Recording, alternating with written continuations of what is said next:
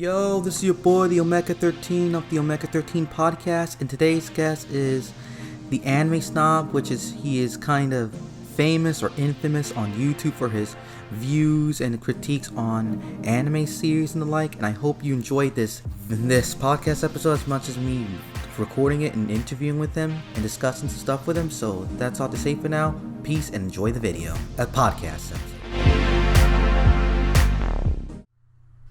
Hello, this is your boy, the Omega 13 of the Omega 13 podcast, and today we got a special guest by the name of the Anime Snob, which he is famous or infamous in some circles of his discussion videos on YouTube.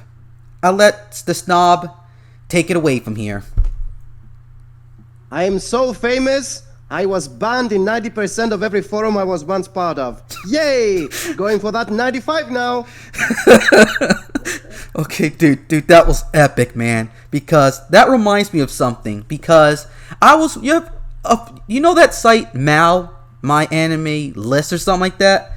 I used to I heard a bit until they banned me from there as well. Yeah, dude, I tried doing some reviews on it there, and they just want me to give a detailed synopsis on anime series that are from the 90s. You could just go on Google for that. Right.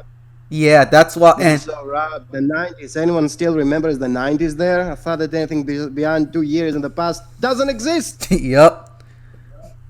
And as a result, I did not like the community there, so I just left. So who wouldn't eventually? Yeah, bunch of posers and people like the popular stuff. So, anyways, before we begin, let's just say how you got into anime and how you discovered it. So I had this thing called the television, and I was pressing the buttons to see what's on, and then I bumped into something that says, "Oh, it's cartoons from Japan." It's like, whoa, this is so cool. And it was the late 80s, and it was the best time to be alive. And I really liked anime for what they were because they weren't holding back. And I became a fan, just like that. Yeah. So I had my Scooby-Doos, as I always make fun of them. I had my Scooby-Doos, which are like the nonsense that were playing silly comedies with absolutely nothing of importance going on. And I had my more better made cartoons, action cartoons, which were made by Japanese animators, which was another reason why I liked them so much. My Thundercats and my Transformers and even my G.I. Joes and all that stuff. And I say, holy crap, anything that Japan creates is amazing. So I'm just going to be following anything they made directly without expecting to see it in cartoons. And before I know it, I watched another show, and then another show, and then another show, and now I have 2,800 something shows completed. Damn. Dude, how I got into anime was in 97, 98 or so when the Pokemon craze was starting. I was born in 1992, by the way. That's how old I am. And I was watching some anime on Saturday mornings, even though they're really badly butchered. But back in the day, I thought it was really cool how they did action scenes and how they designed characters and did mature subject matter in some of their shows. But when it started was actually a block called Toonami, which Americans love to death due to their promos and DBZ and Gundam and whatnot. So that's how I got into anime that way. And also through my parents by renting the Fatal Fury OVAs from the 90s or so. So even though they didn't age well, but I still kind of appreciate the nostalgia factor and how I got into SNK as a whole. Fighting games used to have great OVAs. Street Fighter and even Mortal Kombat and some others. Art of Fighting, I remember. They had very good OVAs for the time being in the 90s.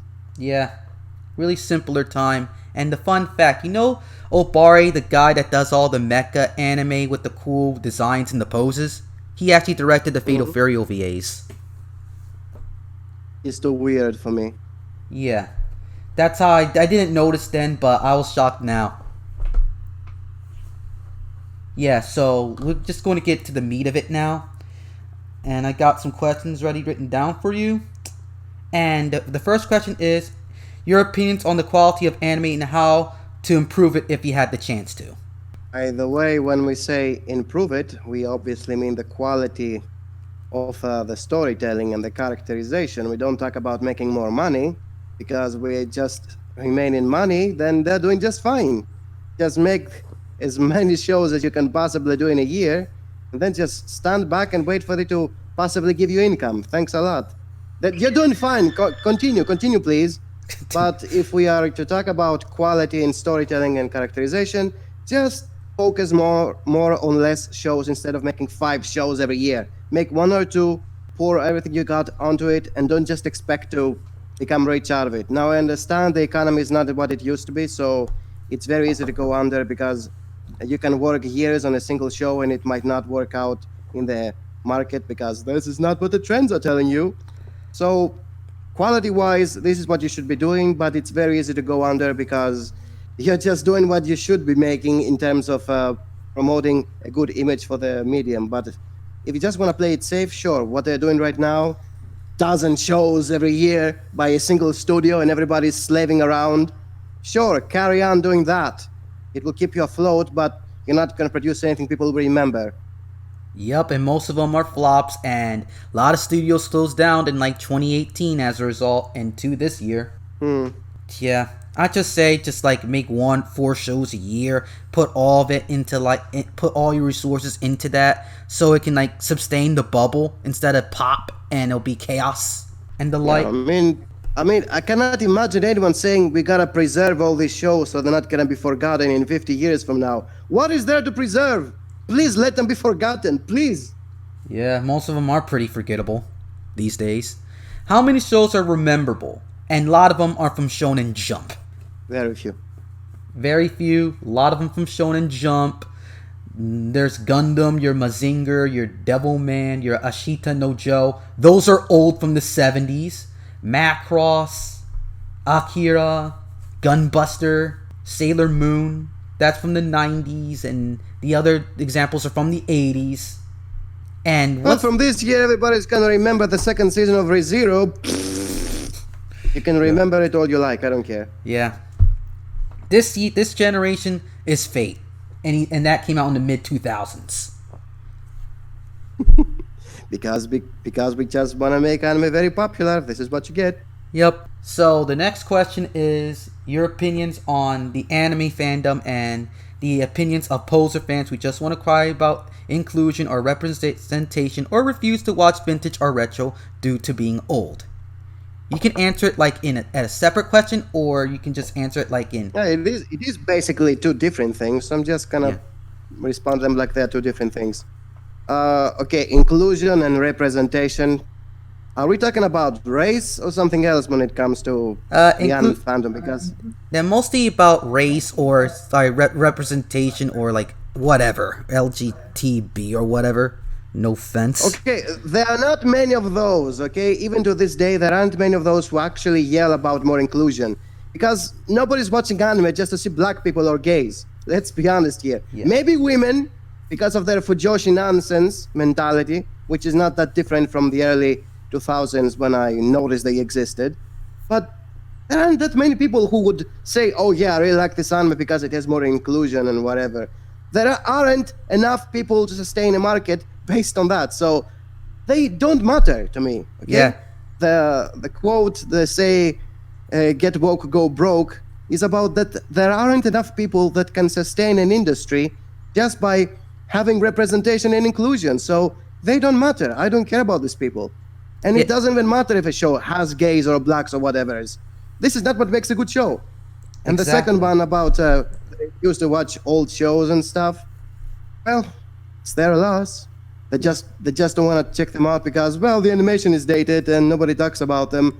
Thanks a lot. If animation is all you care about and people talking about the show so you can talk about it as well is the only thing you care about, please never watch the oldies. But then don't just turn around and say, we have never seen this one before. It has never been done before. It's a subversion when all that stuff have happened decades ago in other shows which you are refusing to watch.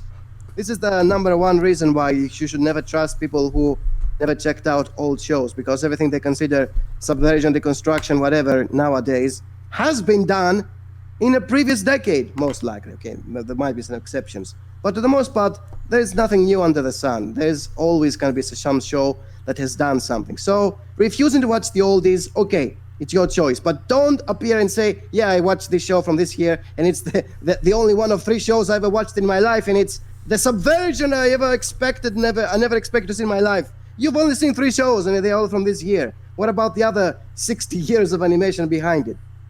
That's it. Nothing, dude. Basically, that's like, the animation doesn't appeal to me. Oh, I don't want to like go torrent a show. I don't want to go like buy like certain subscriptions on streaming apps and whatnot.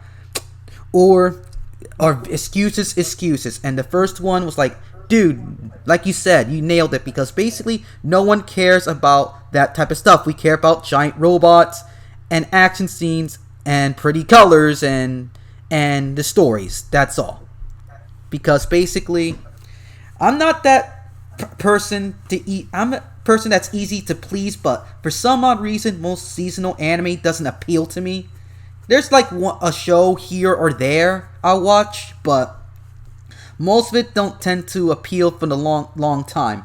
This is the type of guy that actually likes Ninja Scroll and to like shows like Black Lion, which people didn't like at all, which is an obscure Go Nagai OVA or series and the like. So I'm kind of with robots. I'm easy to please, but come on, man. Is Legend of the Galactic Heroes like the peak of like anime in general? Most likely. Because of how they like tell a story and how the characters act. They don't act like tropes. They act like actual military. And it's like to the point it's like better than like Game of Thrones. And it's better than Game of Thrones. It has a decent ending. Yeah, Game of Thrones Season 8, we don't talk about that, and Game of Thrones is, to me, it's overrated as hell. I tried watching some episodes with my sisters. Think about if they didn't have so much sex and gore in it, who would care about the Game of Thrones? Not as many. Exactly. And speaking of that, Berserk does it way better, man. The Golden Age arc before it got into, like, all the fantasy elements and whatnot, but the Golden Age surpasses, like, a bunch of dark fantasy shows, in my opinion, because how the characters act, how the setting is really gritty, like it takes place in like a medieval country that's striving in a civil war, or like doesn't have any much loss outside of the Kingdom of Midland. And this is all you need. Just keep it basic.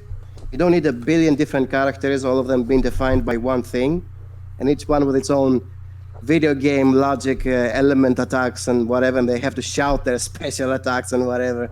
You don't need any of that. You just need to have it rooted on reality in some sort of reason. But no, they're enough to say it's very realistic because it made me cry. That's all they care about. Yeah. And about that, let's just that reminds me of a movie called Your Name, which people praise it. It's like the best thing ever. It makes me cry. It makes me have feels and the like. I tried watching it to see what's the hubbadub and whatnot, and dude, I was not impressed. The only thing, the story was a mess. The storyboard, dude, you don't do an opening sequence for an anime movie or any movie in general. That's number 2. That irked me. And number 3, it's like your standard like Ranma half like tropes used for like gender bender series and the like, and yes, it sounds like I'm nitpicking it, but that's the facts. I did not like Your Name because how overrated it is. And let me tell you something. Does Your Name will be rememberable if it had mediocre or average animation like your seasonal anime? Let me just tell you, not many. Because the animation actually sold the movie. Same thing with Demon Slayer. Yeah, Demon Slayer. Oh yeah, Demon Slayer, the most overrated anime I ever saw. To the point I prefer, like, it's like people's taste in anime went down instead of up. Because basically, Demon Slayer is like a generic fantasy battle shonen that takes place in the Taisho era, aka the 1920s, but with demons in it. Big deal. Big deal. I've seen it like with many times, like the 90s with Yu Yu Hakusho, which they done it better, and Rurouni Kenshin, which is a better samurai anime anyway. And even Yu-Gi-Oh was better than Demon Slayer, man. And that's actually a battle shonen, to be honest. Despite being like with card games and whatnot. Yes, I'm going to get hanged for this, for posting this on the internet, but I don't give a crap. I tried watching it with a friend of mine, he liked it, but I wasn't impressed.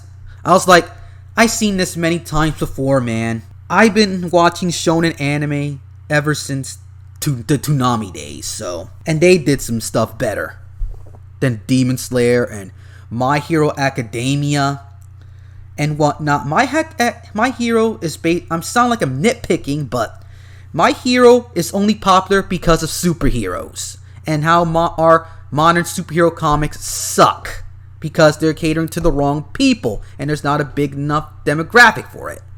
And to me, it's like really simple underdog story about a boy who's supposed to be the weakest and becomes the strongest at the end of the series, makes some friends and enemies along the way, overcomes barriers. Yeah, that modern shonen stuff that I've seen since Naruto or Kinnikuman Man from the 80s or something like that. So anyways, it's like I've seen many anime shows that has many different characters have the same, not the same trope, but how they introduce them and how they act in the story. Like I seen like how they act many times. Some people, the mangaka just forgets some side characters, which is not a good idea to introduce many characters if you're not going to like use them a lot. They again think about quantity instead of quality. Yep. Just throw as many possible in there and let the audience imagine all the storylines and the complex characterization each one of them have. They don't care about actually putting in the work themselves. Let the audience do it for you. Yeah. With their fan fiction theories and their mental gymnastics. Yeah. Exactly. And but speaking of which, you heard of course you heard of Super Dimension Fortress Macross, the one of the best anime I ever saw. That they had like a decent amount of characters in it, and they had their roles in the story. And we just got lured in because of the transforming Valkyrie or Vertex fighters. And we stayed with the storylines. I stood to like plus. They bothered a lot more to have characterization back then because they were trying to sell the toys, but the toys by themselves were not enough. You also needed good characters in the airplane so they can sell. And they tried a lot, and it came out amazing. Yeah, it did.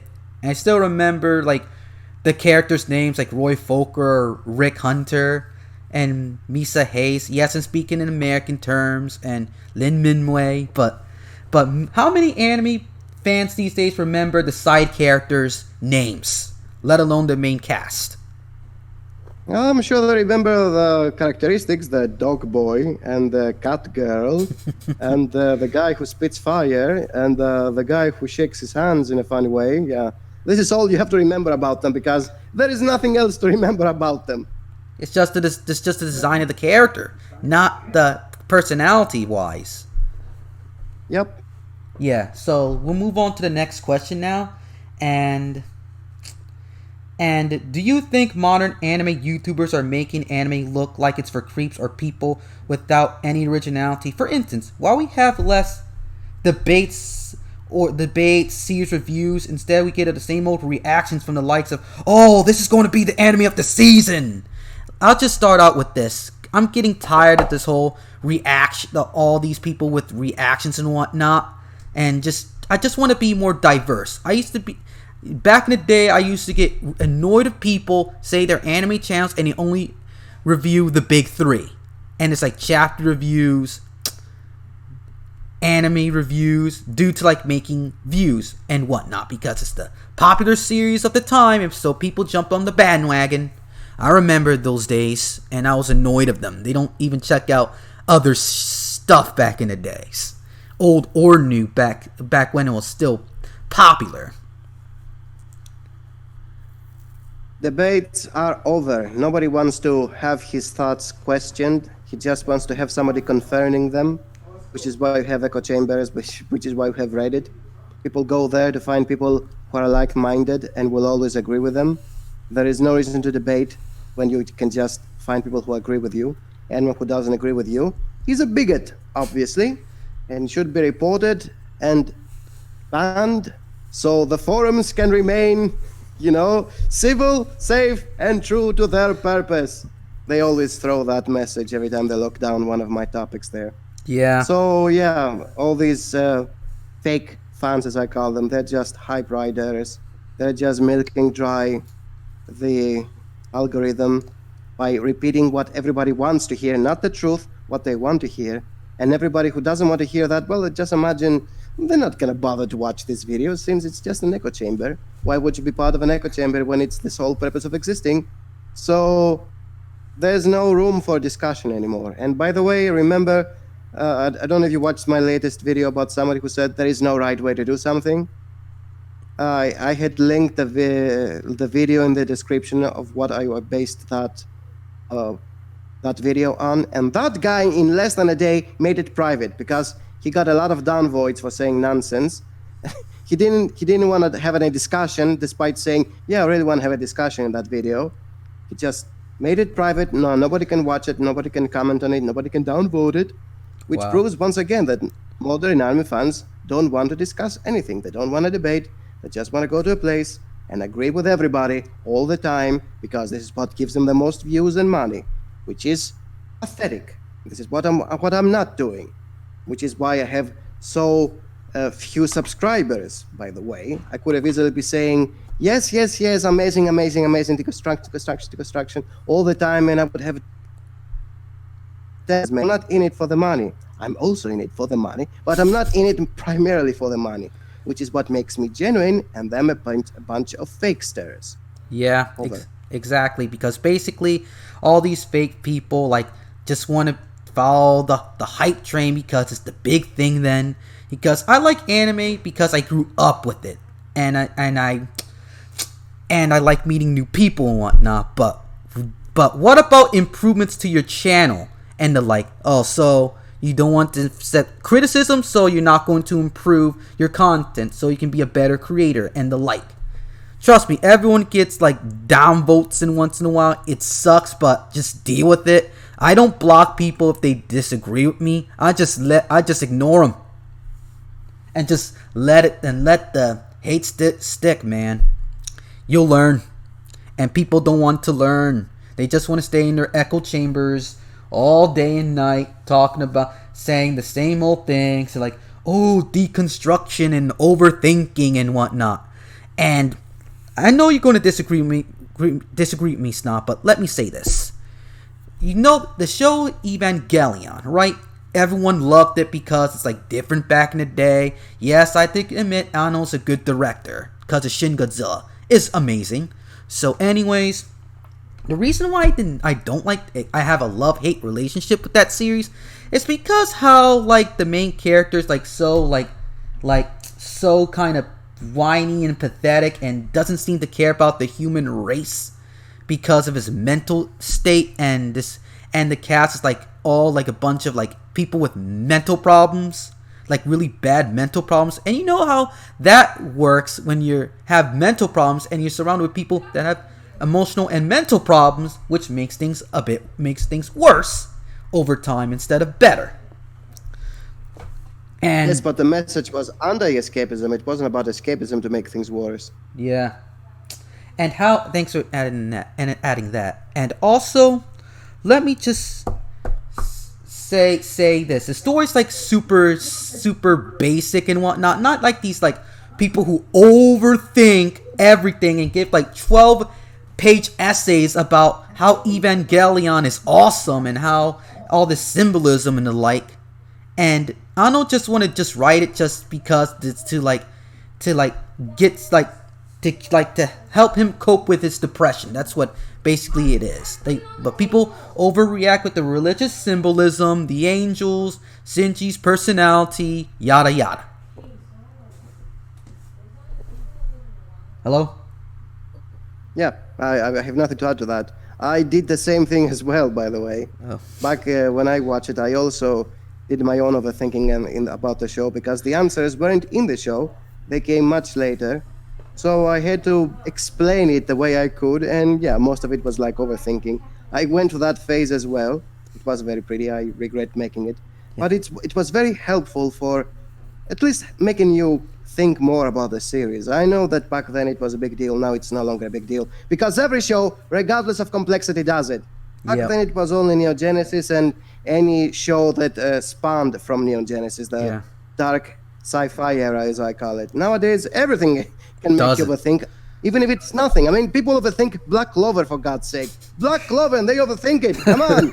Black Clover. It's one thing to overthink Neon Genesis for not being just another mecha or just another slice of life, whatever, school comedy. But when you can do the same thing nowadays with everything, then it's no longer special. It doesn't mean anything. Yeah. It was special back then. It's no longer special now. It's the eternal problem of why people don't appreciate something of that era and why it was so special. Yeah, because it ruins its appeal, because you've been spoiled already by people just talking about it. All the plot points and the plot twists, all the interesting elements, spoiled. Because people keep on like overthinking it without even realizing they just spoiled a series from 1995. For someone who just want to say, ooh, what's this about? I just want to check this out. You just got spoiled by all these pretentious overthinkers. Yeah, we go through all that phase all the time. Sometimes, most of the time, pretty cringy. And a person's experience, this will be like, it's not what, it's okay. It's not what people said it is. But with the best anime of all, the best era around that time with Lane, even though people say it's weird and it has like it's tons of overthinking and whatnot to it because of the themes involved, but I just like it because how unique it is at the time and how the creators actually predicted internet addiction and personalities and the like from a show from 1998.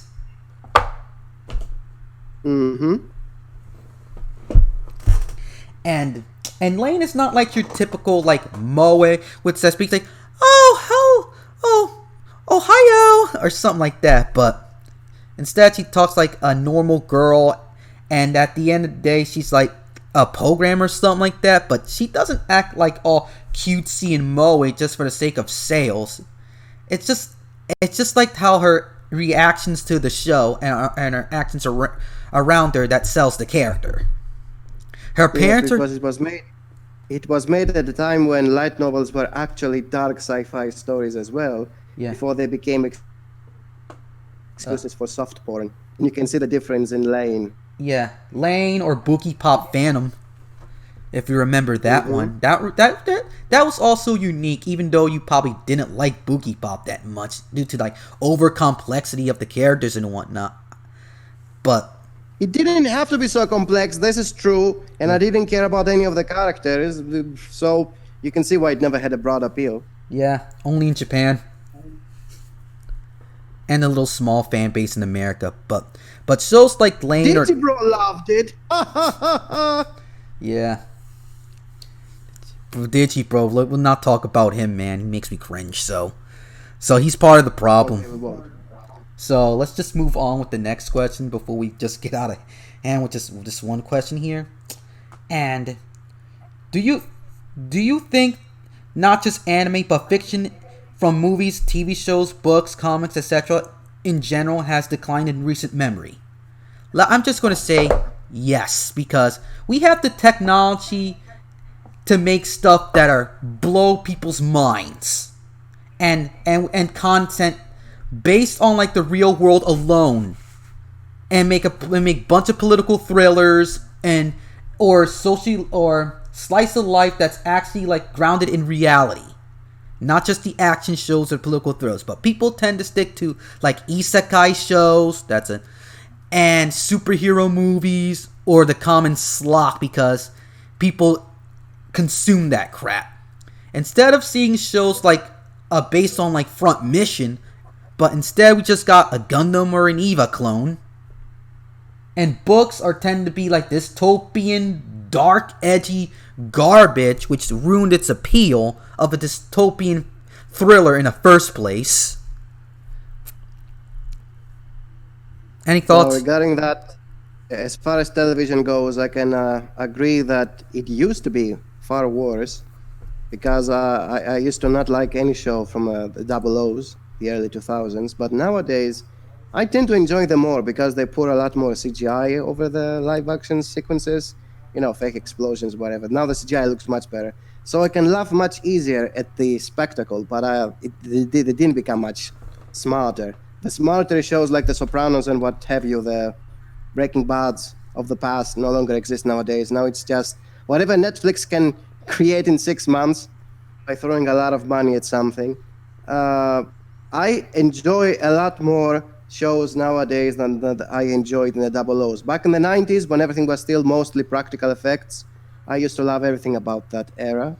But I agree that even by then, in that decade, not many shows were that memorable. Down to it, you could only remember the best comedies or the best space operas.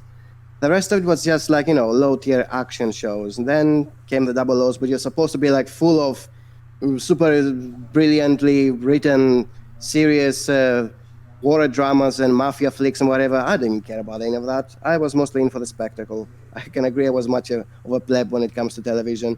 So, believe it or not, as far as television is concerned, I like more what I'm watching right now, and I'm watching a lot more now than I did 10 years ago.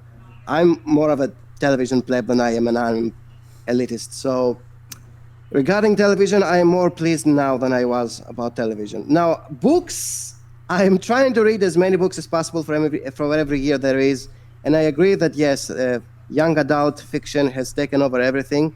Now it's everything schlock.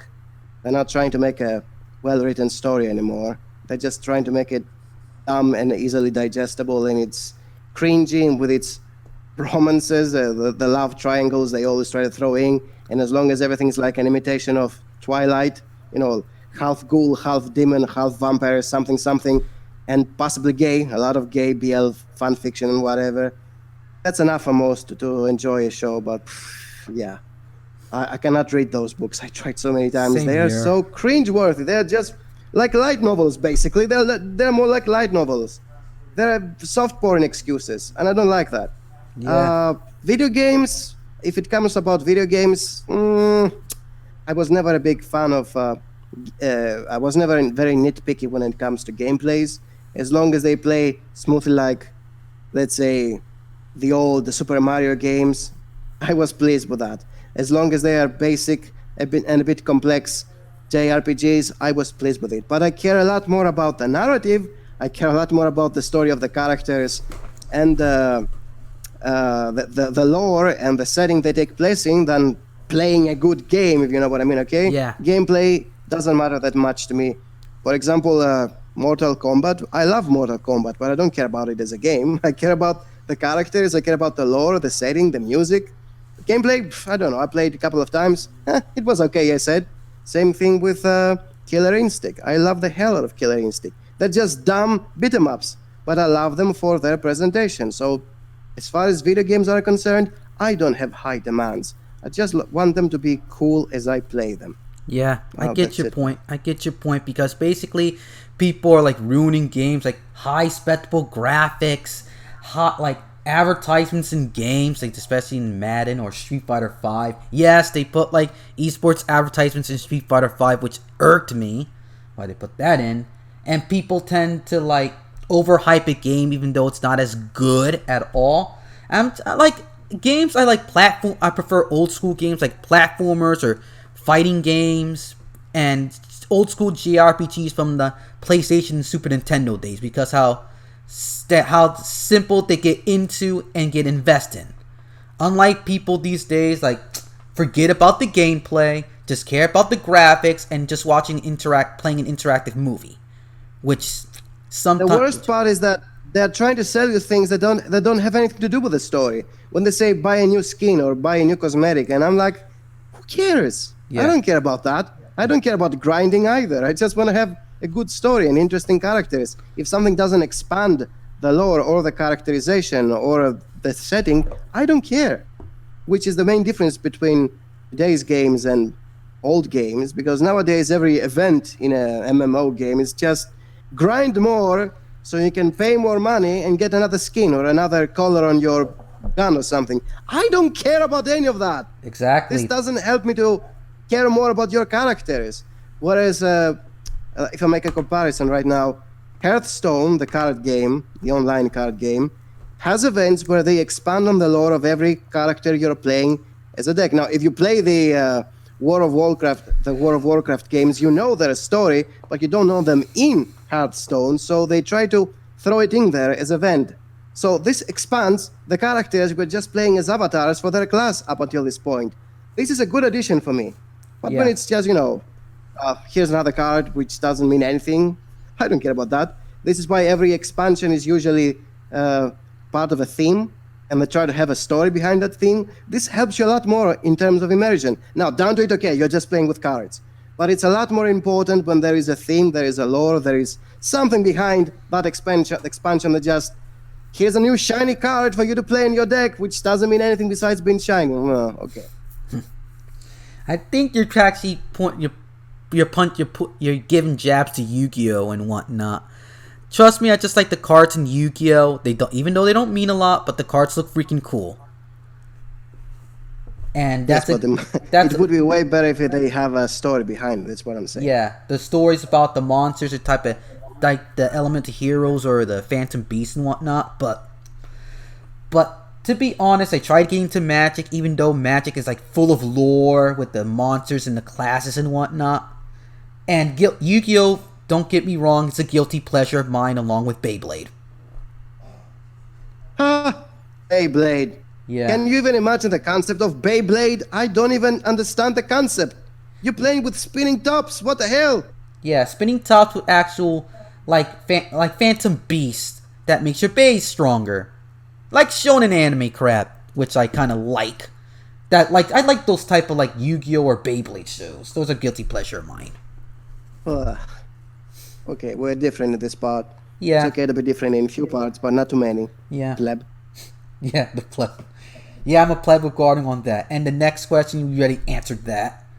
And your opinion on normies, aka normal person who just watched popular stuff or just one show. The reason why I came up with that question, because a lot of people on the internet don't seem to like normies because how retarded they act or how cringy they are. We all start out as normies, okay? We didn't was born and would say, "Ooh, this stuff is, I'm an anime fan, I know all this knowledge." We grew up with the knowledge. It's like, for an example, on Dragon Quest. Yes, a Dragon Quest example where you start off with a stick, a little twig, and you beat up slimes. Imagine the stick is your knowledge and the slime is your experience. We just start off with that. And the normie doesn't know better, but the problem we see today is basically people who are posers that are misleading normies, or just posers just want to complain just for clout points and complain about the subculture of the medium they're in and say, it's not like our taste, we must change it. No, man.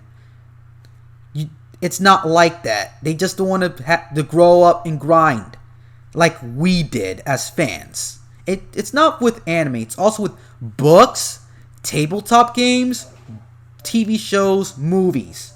We start out as normies. And we start out with like twigs, a stick on the ground for your first weapon, and you beat up slimes for experience. If you get that reference.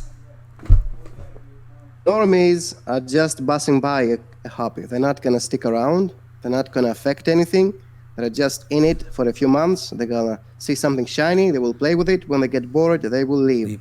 And the more the industry caters to them, the dumber the games are gonna become. The simpler the game mechanics are going to be.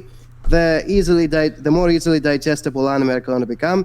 Just for the sake of appealing to a bunch of guys that are not even gonna be around after 6 months at the most. Yeah. Now, beyond that, normies, if they intend to stick around more than 6 months, they have to listen to the veterans because they know better. But they really do know better, just by watching more shit, because many don't even accept that. But that implies that you must admit that somebody is more knowledgeable than you, and not just a dick rider who is just in it for the views and the money. And a lot of old school supposed guys are not really more veterans. They're just dick riding whatever is out there for the sake of, exploiting the algorithm, getting more subscriptions, more sponsors, and whatever. So even you cannot even trust someone by saying, yeah, he's watching anime for 10 years. And the classic example I'm going to use is For Neverworld, Forever Fail, Yeah. who keeps on saying, yeah, I've been covering anime news for over a decade, news, and he's just speculating most of the time. He has no idea what is going on. He doesn't remember names. He doesn't remember what he watched. He's just covering for the sake of the views. Yeah. So he's not a veteran. He just watches 3 shows and forgets everything he watched after a week. He's never gonna learn. He's never gonna be trustworthy. Why would you listen to this kind of person? You need somebody who's actually remember what the hell he watched last year or whatever. And it's somebody who learns with time, who changes. All these assholes are not changing. They're the same shit. Watch something from 5 years ago. It's the same crap. They're not changing because they're milking the same kind of audience, who also don't want to change, by the way. So, no, normies are here just for the heck of it. They don't matter. If they want to stick around, they need to listen to the veterans, those who actually learned throughout the years. People like me, obviously. And the rest of them are just fakesters. This is how I see the whole situation. Yeah, because basically, like, he gave a good point, because basically, these people, they don't tend to, like, follow stuff after 3 years. They just forget it and just move on with the most popular thing.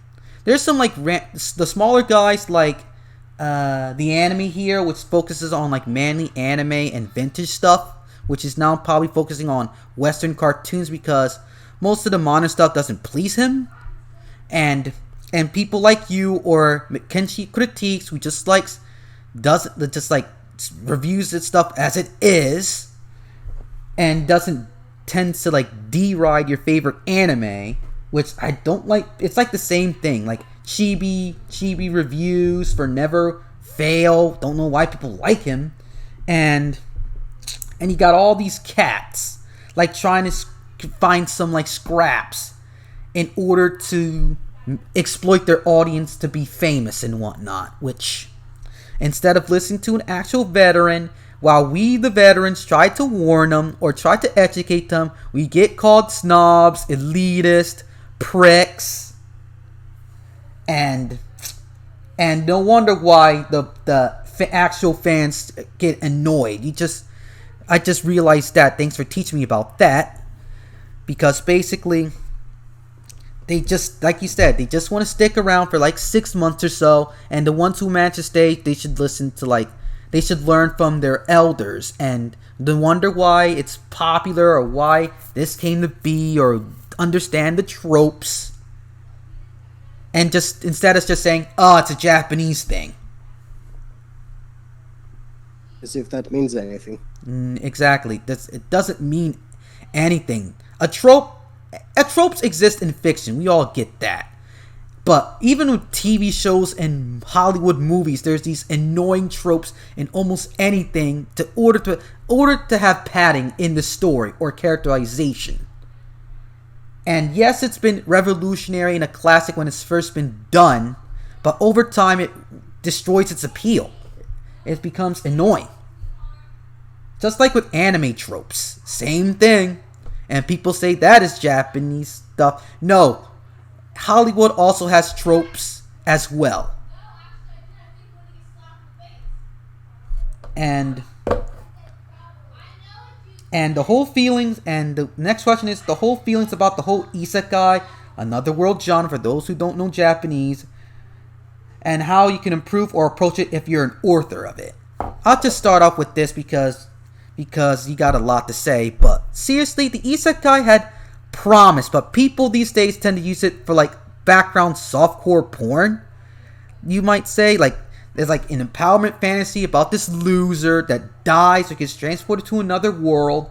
So how do you deal with that? Instead of writing about people, his loved ones and family and friends worried about him sick, like where is he at and whatnot, while the main character's having his time of his life and having being homesick and want to go home, but instead they work around it by he's a loser, number one, and number two, he's dead, so he can't return home. That's flag number one.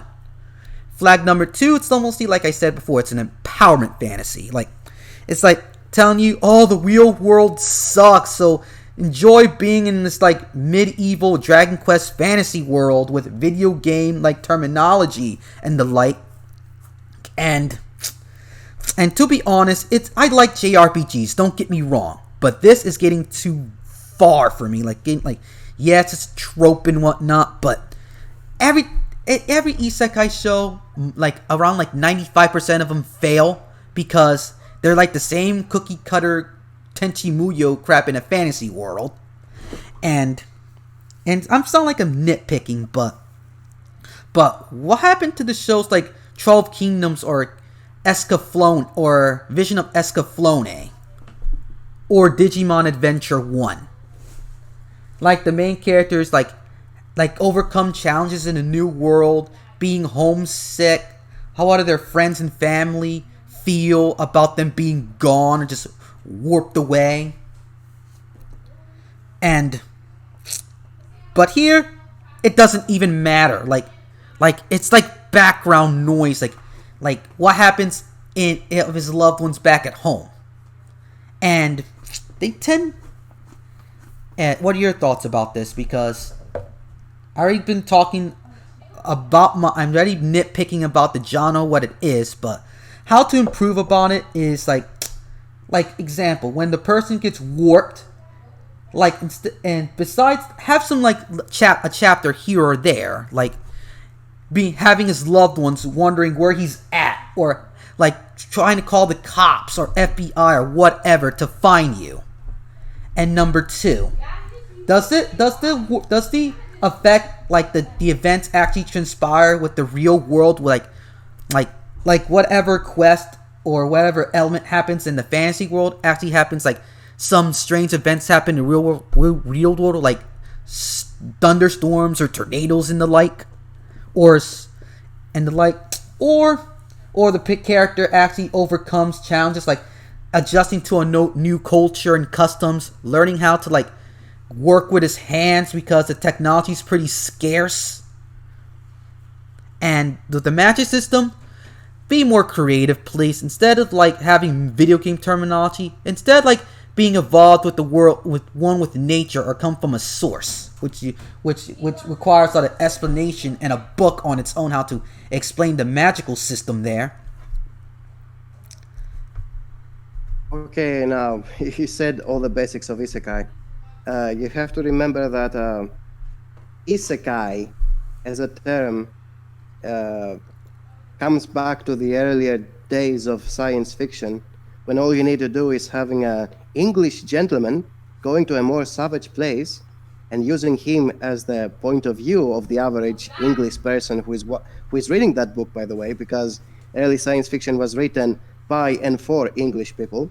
So he, the white male supremacist, would always go to this savage place, like, the island of Moro, or let's say, what was the other one? Oh yeah, the Time Machine, the original Time Machine story. Yeah. It's always about a gentleman, the civilized white guy, going to a place which is uncivilized and using his own knowledge and his own morals from the society he comes from for evaluating the entire situation.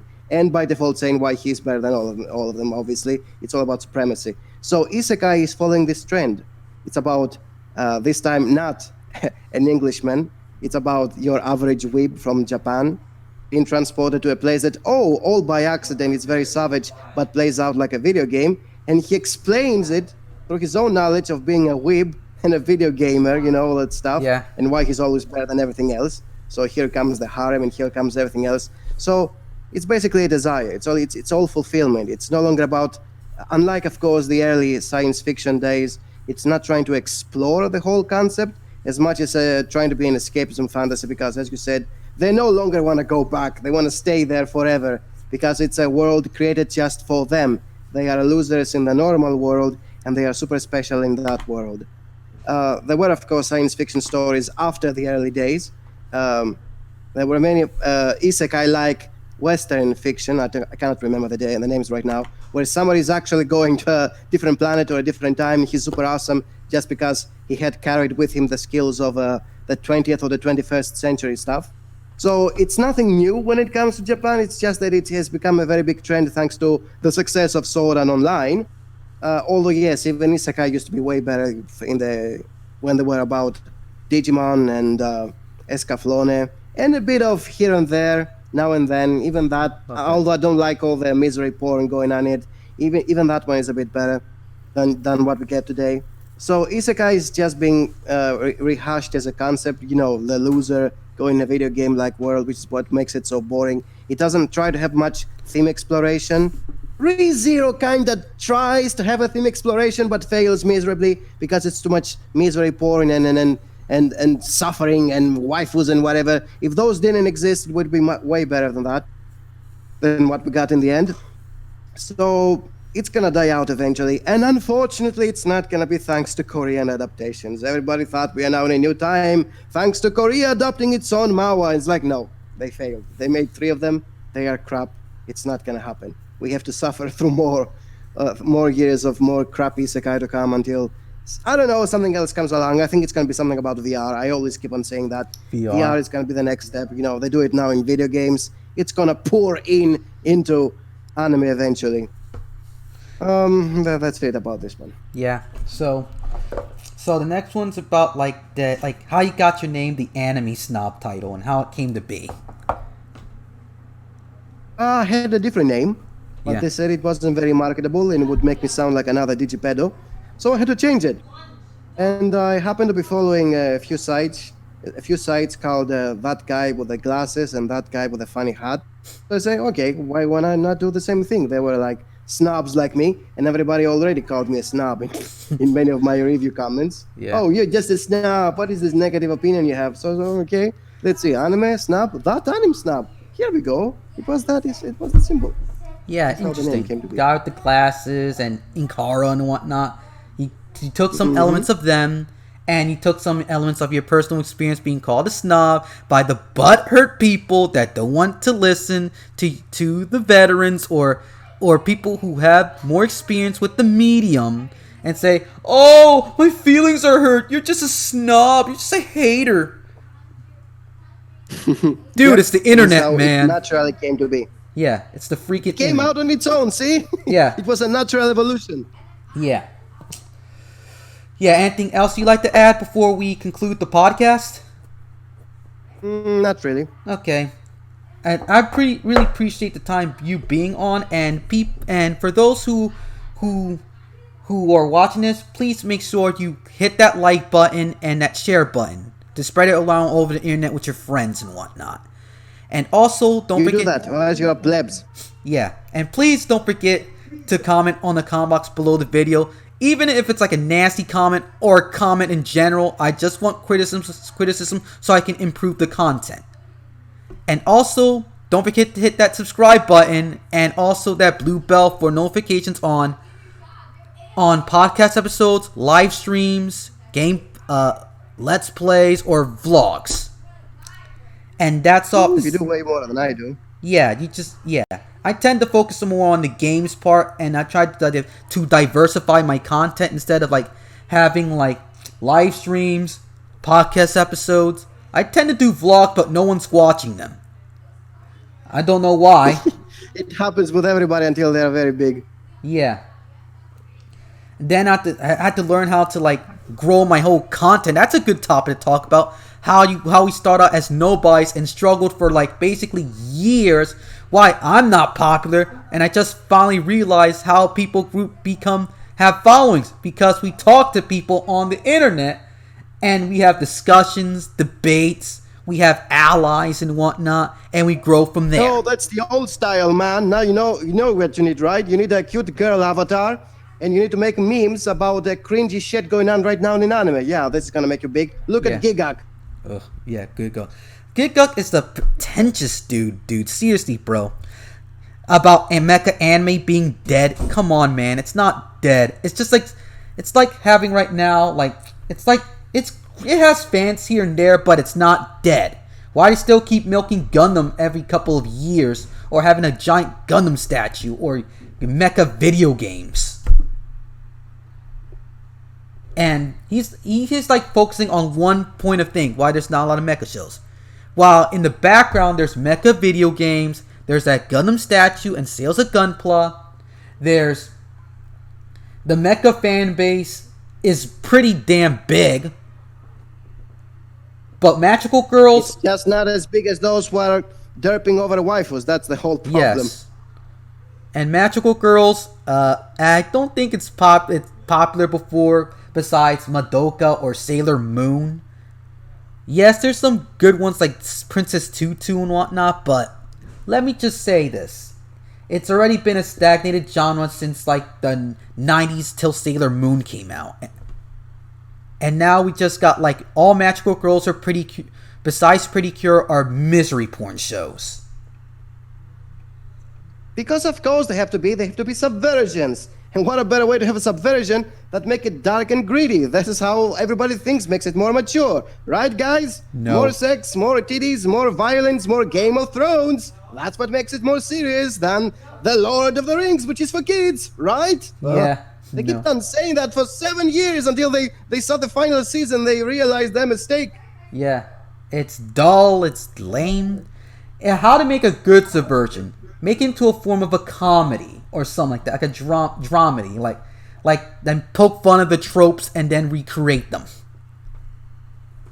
That's basically all you need to do. The rest of it is just misery porn. Yeah. Misery porn and people burning out as a result. And I know I know you're kind of busy with your time and whatnot, and I'll leave you alone at then. Thanks for coming, ThatAnimeSnob. Please, people, check out his content. You probably learn a lot from him, and that's why I put him on the podcast in the first place, because I loved his content and the like. And if you don't do that, you're gonna learn a lot from me. I've got like 2,000 videos up until now, and half of them are about making fun of Chibi and Forever World. But besides that, the other half are very educational. Yeah, but stay away from like For Never Fail or cringy reviews. Stay away. It's not from that hard. It's most of them. Yeah. So that's all to say for now. Peace, sayonara, and please, people, don't be a pleb. Be a snob like me. I'm the end point of every faithful and real fan of anime. Yay. Hello, and nice seeing you again, and thank you for checking out today's episode of the podcast. And if you enjoyed the podcast, make sure you hit that like button, make a comment in the comment box below, type a comment in the comment box below the video, and don't forget to subscribe, hit that red subscribe button, and don't forget to hit that blue bell button for notifications on new podcast episodes, vlogs, new let's plays, and new live streams. And I've been looking forward to entertaining you all, and I don't want any of you to miss out on any of my content. That is all for now, and I hope you have a nice day. Sayonara.